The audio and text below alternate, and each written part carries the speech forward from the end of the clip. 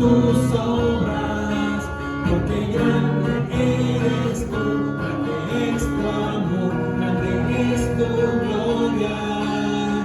Venimos a alabarte, Señor. Como podrás ver, estamos haciendo todos los preparativos para nuestro regreso este próximo domingo 21 desde las 10 de la mañana. Estamos muy animados de poder volver a alabar a Dios, de escuchar las promesas que Él tiene en su palabra. Así que prepárate, anímate mucho, no faltes. ¡Te esperamos!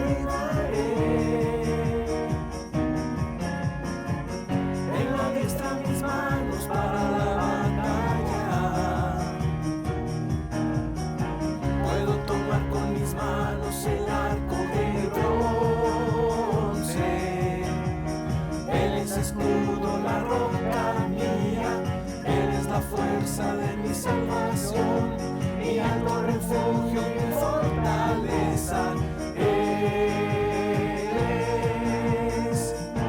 mi libertador.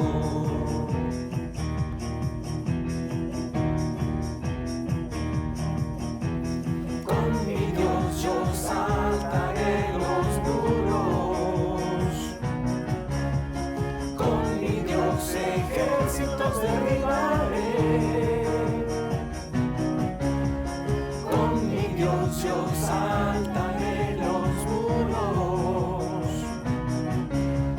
con mi Dios ejércitos derribaré. En la diestra mis manos para la batalla, puedo tomar con mis manos el arco de bronce. Él es escudo, la roca mía, Él es la fuerza de mi salvación, mi alto refugio, mi fortaleza. Él es mi libertador. Él es mi libertador.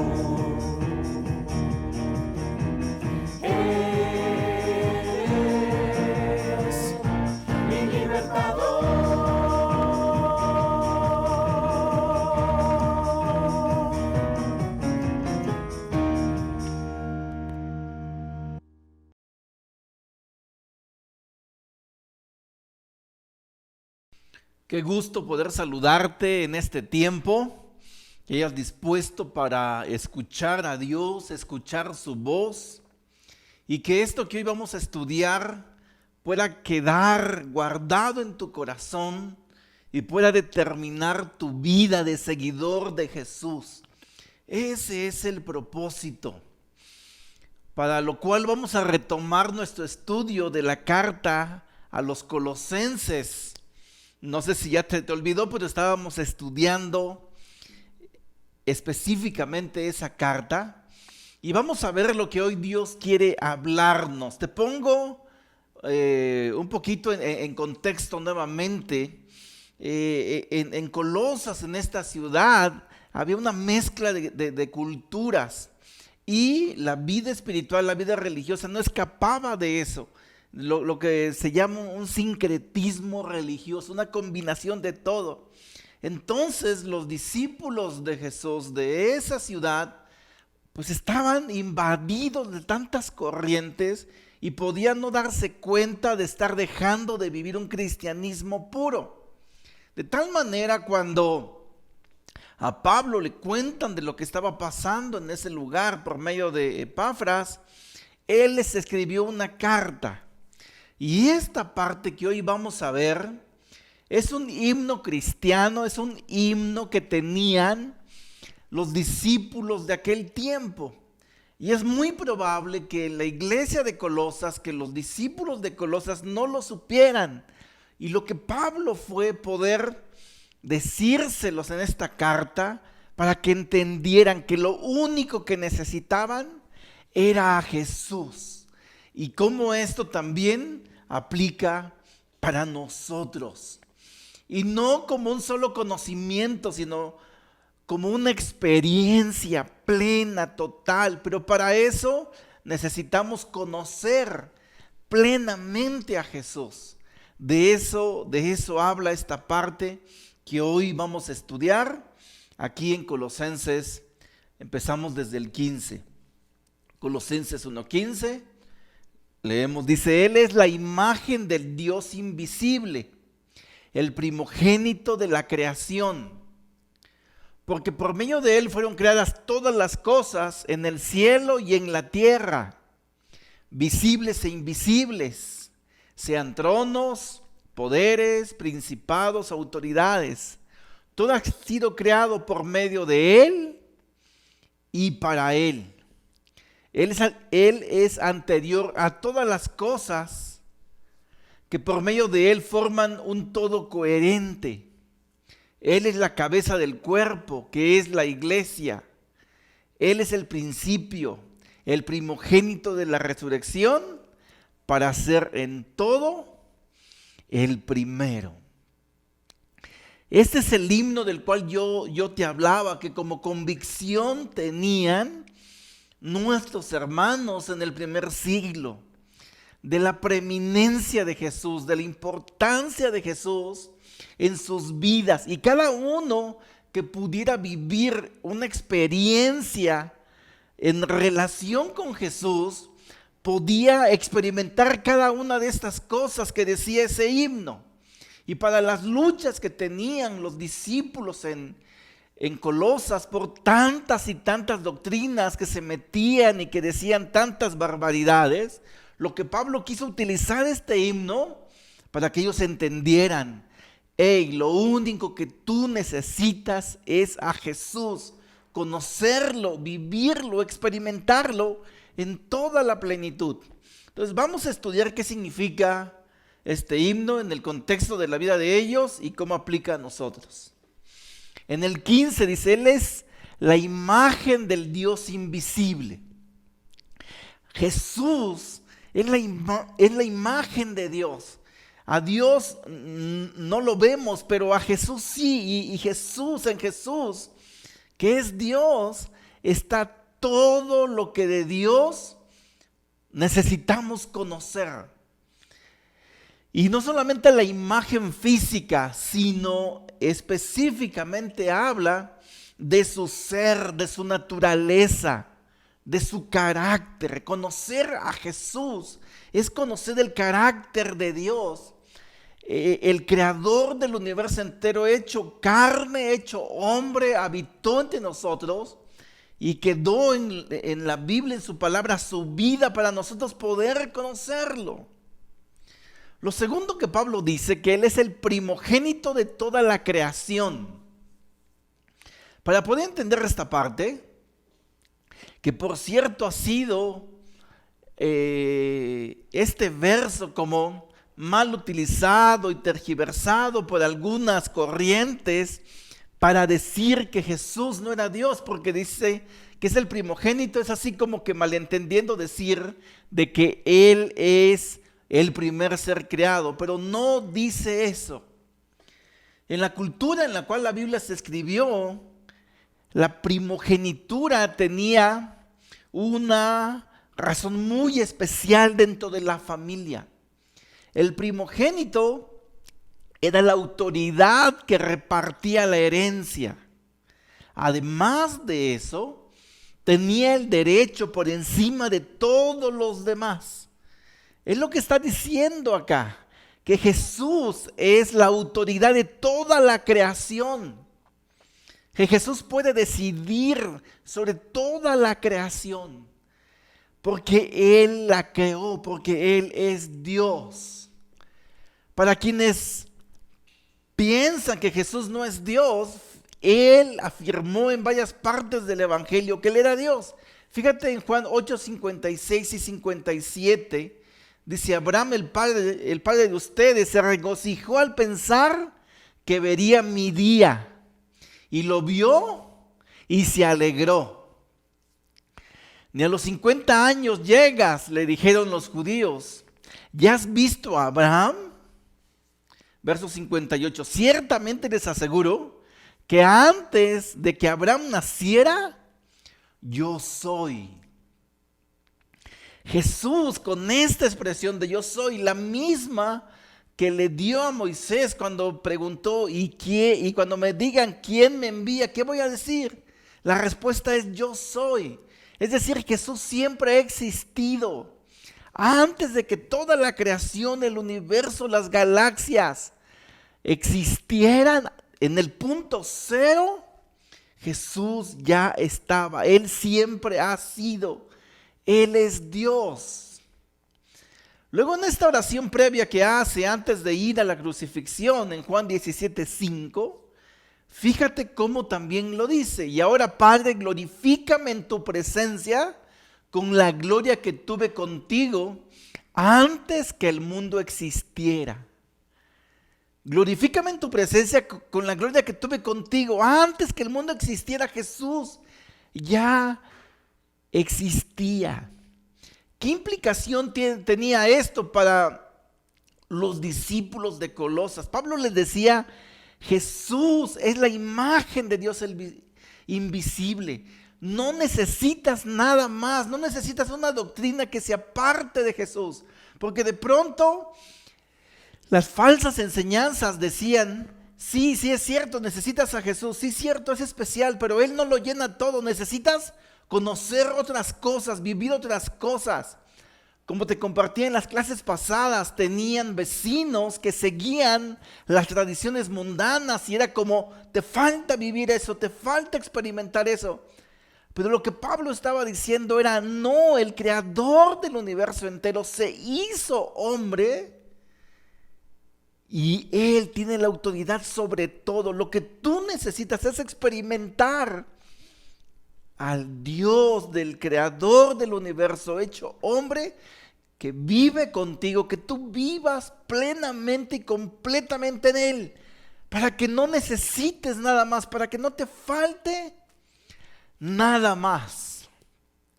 Y fíjate después todas las cosas que decía este himno respecto a todo esto. Verso 16.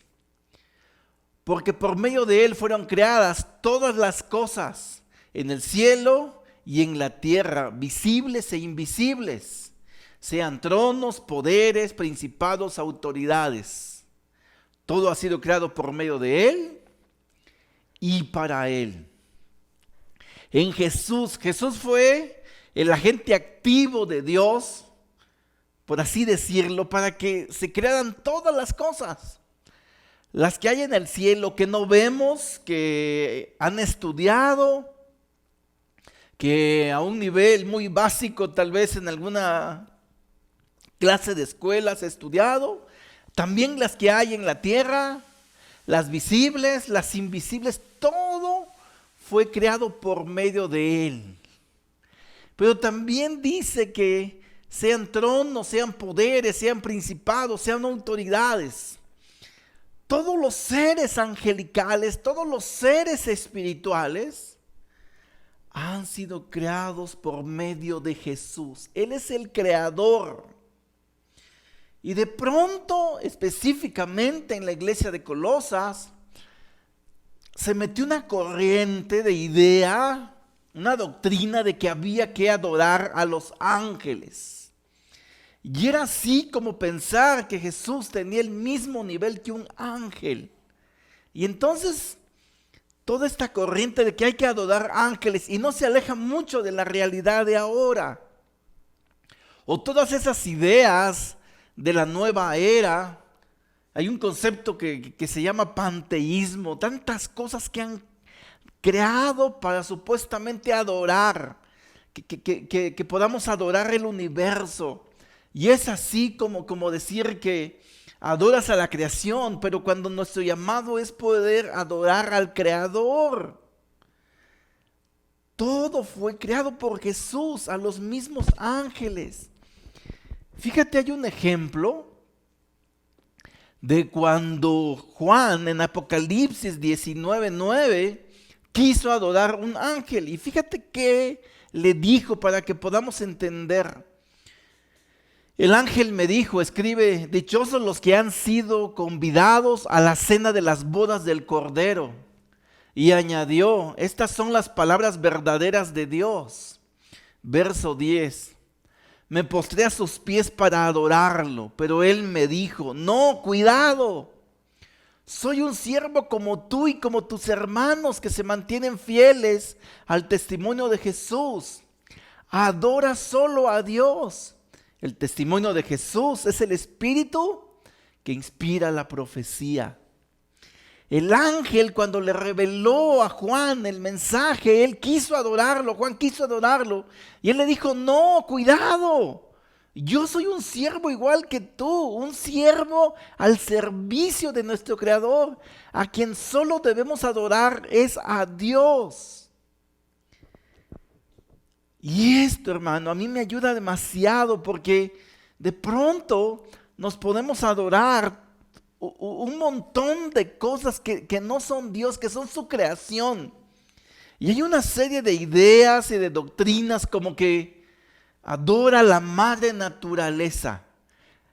Perdón, para mí la naturaleza no es mi madre. Yo tengo un Padre eterno que dio su vida por mí y que en Él, creador del universo, se resume todo. No necesitamos algo más. O toda esta corriente de poder adorar a los ángeles o adorar al universo, dice aquí, no, cuidado, soy un siervo como tú, no tienes que adorarme. Porque aún esos mismos seres los creó Dios. O todos aquellos que dicen que caemos en pecado porque el demonio nos está haciendo caer.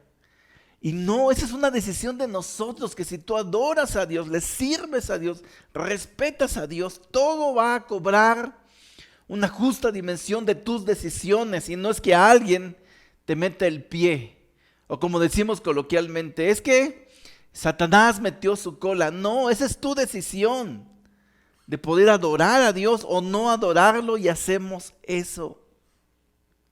Continúa y en el verso 16 dice, la última parte del verso 16, ¿no? Dice, porque por medio de él fueron creadas todas las cosas en el cielo, en la tierra, visibles e invisibles, sean tronos, poderes, principados, autoridades. La última parte, todo ha sido creado por medio de él y para él. Esta última parte, estaba estudiando cuando dice para él. Realmente no hay como una buena traducción al español que pueda expresar lo que verdaderamente significa. ¿Qué es eso que dice para él? Sí, ha sido creado por medio de Jesús, pero para Jesús. Toda la creación ha sido creado para él. ¿Qué significa eso? Significa como algo que va dirigido hacia Jesús. Toda la creación va dirigida hacia Jesús. Toda la creación que Él la creó, valga la redundancia, tiene el propósito para no alejarse de Jesús, sino que pueda venir de regreso a Jesús, que vaya dirigido hacia Jesús. Y esta es una gran promesa para quienes podamos tomar la esperanza de ser redimidos, de ser perdonados por su muerte, por su sacrificio. Se convierte en una gran promesa, pero también se convierte en una gran catástrofe, en un gran desastre para quien no toma esa promesa. Fíjate cómo lo dice el autor de Hebreos en Hebreos 2:9 en la segunda parte y 10. Así, por la gracia de Dios, la muerte que Él sufrió resulta en beneficio de todos. En efecto, a fin de llevar a muchos hijos a la gloria, convenía que Dios, para quien y por medio de quien existe todo, perfeccionara mediante el sufrimiento al autor de la salvación de ellos. Toda la creación fue hecha por Jesús, pero también para Jesús. En un momento dado, creas o no creas, honres o no a Dios, le temas o no le temas, en un momento dado, todos nos vamos a presentar delante de Él. Por eso aplica lo que te decía, vamos a ir hacia Él todos. Algunos para poder tener el beneficio de haber tomado su promesa, de haber tomado su sacrificio y su muerte, y nos arrepentimos para poder ser perdonados o para poder ser enjuiciados por Él. Pero creas o no, un día todos vamos a estar delante de Él. Eso significa para Él que toda la creación va hacia Él, va hacia Jesús, para salvación o para perdición. Eso significa, nuevamente nos recalca que lo único que necesitamos es a Jesús. Verso 17. Él es anterior a todas las cosas, que por medio de Él forman un todo coherente. Él es anterior a todas las cosas porque Él las crió. Pero por medio de Él forman un todo coherente. Otras versiones dicen por medio de Él subsisten. Todo funciona perfecto gracias a Jesús. Todo el orden que existe en la naturaleza, todo el orden que existe en la creación, todo el orden que existe en el universo, no es por la gravedad, es por Jesús. A nivel macro, a nivel micro, a nivel interno, todo lo que funciona en tus órganos, en tu cuerpo, en tu corazón, todo funciona perfecto gracias a Jesús. La temperatura del universo, la lluvia, las estaciones, la rotación perfecta de la tierra para que haya día y noche, el latir de tu corazón, la respiración, la sangre, tus pensamientos, todo tu cuerpo, todo se sustenta en Jesús, todo lo tiene al control Jesús, todo lo llena, lo completa, lo mantiene en un orden perfecto funcionando, es Jesús. Estaba leyendo unas cosas impresionantes que suceden en la naturaleza, de cómo Jesús, como nuestro creador, lo hizo perfecto. Es impresionante. No necesitamos más que a Jesús, es lo único que necesitamos. Después de que este himno y de que Pablo se lo dice a los colosenses, que habla de toda la preeminencia e importancia de Jesús como creador y como todo, ahora lo aterriza hacia la iglesia. Verso 18, la primera parte, Él es la cabeza del cuerpo, que es la iglesia. Es decir, nuestro Dios, nuestro creador, el que todo lo sustenta, no es alguien ajeno a nosotros. Si tú te has convertido en la iglesia, en un seguidor de Jesús, Él es la cabeza, Él es la fuente, Él es la dirección, Él es el comando, Él es la guía, Él es el que sostiene a la iglesia, es Jesús. No necesitamos nada más, le dice Pablo a los colosenses.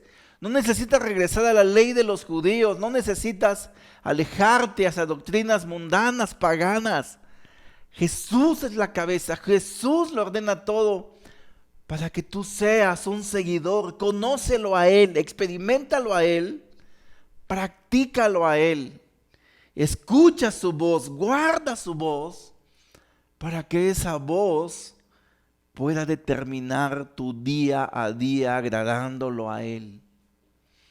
Esto es algo muy especial, hermanos, porque no es el Creador lejos de nosotros, sino es el Creador cerca de nosotros, hecho hombre, relacionándonos con nosotros, muriendo por nosotros.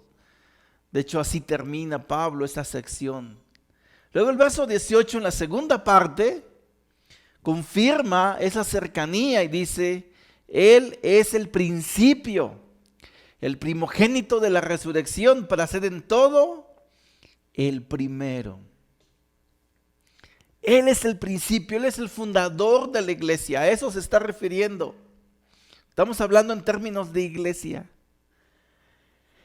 El primogénito de la resurrección, no solamente que fue el primero en resucitar, sino que tiene la autoridad sobre la resurrección, la autoridad de tu resurrección. A eso se refiere el que tiene la autoridad para repartir la herencia de la resurrección a mi vida, a tu vida, si tú te mantienes fiel, para ser en todo el primero. En todo, no nada más en algunas cosas. Fíjate, si te diste cuenta, no sé si lo notaste, pero en muchas cosas habla de un todo.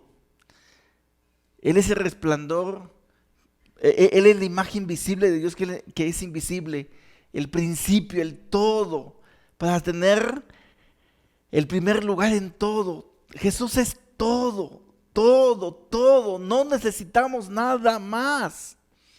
Jesús lo mantiene todo coherente, todo en orden, es anterior a todas las cosas. En Él tenemos todo. Jesús es quien tiene todo en orden, quien hace que funcione todo perfecto. ¿Qué necesitamos hacer entonces aparte? ¿Qué necesitamos tener entonces aparte de Jesús? Fíjate, si somos honestos, ¿cuánto andamos peleando, gastando energías, luchando en este mundo por querer tenerlo todo? Y a veces buscamos la realización de nuestra vida en el dinero, en el trabajo, en el esfuerzo, en la escuela. A veces alguien busca la realización de su vida en que la ame un hombre, que lo ame una mujer, y no está lleno y no está completo, y su vida es una guerra si eso no pasa. Y aún en seguidores de Jesús, cuando acá Pablo dice para ser en todo el primero, que Jesús sea el primero, para que tú experimentes esa relación que lo llena todo, que lo sustenta todo. Y no es como algo ilusorio, es algo real. Es algo real si tu vida la llena Jesús, si tu vida, tu corazón lo llena su voz, lo guardas y tú vives para agradarlo a Dios. No te alejas de la enseñanza verdadera. Tu vida es plena y todo lo demás que perseguimos en Jesús, en armonía con Dios y con los valores, va a tener sentido. Pero cuando no hacemos eso, perseguimos las riquezas, perseguimos la educación, y tienes la educación y tienes la riqueza y tienes al marido y tienes a la esposa, pero no te llenan. Tal vez a veces en vez de llenarte te vacían más. Tal vez a veces en vez de llenarte te hace sentir más solo, más sola. En vez de sentirte más feliz, tal vez no te sientes la más desdichada, el más desdichado, porque te gastaste tu energía, tu vida, para tener una profesión que hoy no te llena. O te esforzaste tanto por construir un negocio, un trabajo, y hoy lo único que te ha dado son más dolores de cabeza, preocupación, un desorden en tu vida que ha ocasionado desastres en tu familia, cuando tú esperabas todo lo contrario. Porque Jesús no es el que sustenta tu vida. Tú vives los valores que pensabas que iban a darte la respuesta a tu vida, pero no te la dio Jesús. No estás en armonía con tu Creador. Y esto es algo muy, muy triste, muy lamentable. Porque cuando Dios diseñó y planeó tu existencia y mi existencia, no la planeó para una tragedia. La planeó para algo hermoso, maravilloso, especial, de alegría, de gozo, de una vida plena. No conozco a ningún padre que desee tener un hijo para que cuando nazca su hijo, su hija, le dé una vida de zozobra, le dé una vida de miseria, le dé una vida horrible. Un buen padre que planea. No, el padre planea, trabaja antes, se esfuerza para darle lo mejor a su hijo, a su sueño de tener un hijo. Así es Dios. En Jesús lo tenemos todo. ¿Qué necesitamos hacer? Reconocer de veras y confiar plenamente en Él. Arrepentirnos para así poder cumplir la promesa de resucitar con Él. Para redondear esta idea, Pablo en el verso 19 y 20 dice: porque a Dios le agradó habitar en Él con toda su plenitud, y por medio de Él reconciliar consigo todas las cosas, tanto las que están en la tierra como las que están en el cielo, haciendo la paz mediante la sangre que derramó en la cruz. A Dios le agradó habitar en Él con toda su plenitud, con todo lo que ya dijo que era Jesús, el primogénito de la creación, la imagen de Dios, el creador, su preexistencia eterna, la cabeza de la iglesia, quien la sustenta, quien la dirige, el que venció la muerte, el que fue primero en resucitar, el que tiene todas las cosas en orden. Todo eso, dice Pablo al final, que todo eso sea para la plenitud de tu vida. Es decir, la plenitud de nuestra vida no va a estar en una iglesia, no va a estar en el dinero, no va a estar en una relación. La plenitud de tu vida no va a estar en un título, no va a estar en una buena comida. La plenitud de tu vida no va a estar en tu mejor programa. La plenitud de tu vida no va a estar en tus mejores vacaciones. La plenitud de tu vida va a estar en Jesús, quien todo lo completa, quien todo lo llena, quien todo lo hace perfecto. Hermano, ¿cómo debería afectar esto a nuestra vida? Si esto que acabamos de ver, si esto que Pablo les enseñó a los colosenses es verdadero y es cierto, ¿cómo debería afectar esto a nuestra vida? Yo pienso que en dos formas, y con esto quiero terminar. Pongamos atención. Número 1, deberíamos tomar más en serio nuestra vida espiritual. Porque yo sé que muchos de nosotros tenemos proyectos y eso está bien. El proyecto de terminar tu casa, de remodelarla, de comprar muebles, el proyecto de tu físico. Tal vez es tu proyecto, ¿no? Estás a dieta y quieres bajar de peso, el proyecto de tu ahorro o el proyecto de tus hijos. Y no está mal, pero tienes un proyecto para tu vida espiritual, para crecer. Tienes un proyecto para conocer más a Jesús, escuchar más su voz, guardar más su palabra, practicar más sus enseñanzas cada día. Si esto es cierto, que lo único que necesitamos es a Jesús y que Él lo completa todo, esto debería ser una realidad. Deberíamos tomar más en serio nuestra vida espiritual. Y número 2, Jesús debería ser tu necesidad más importante.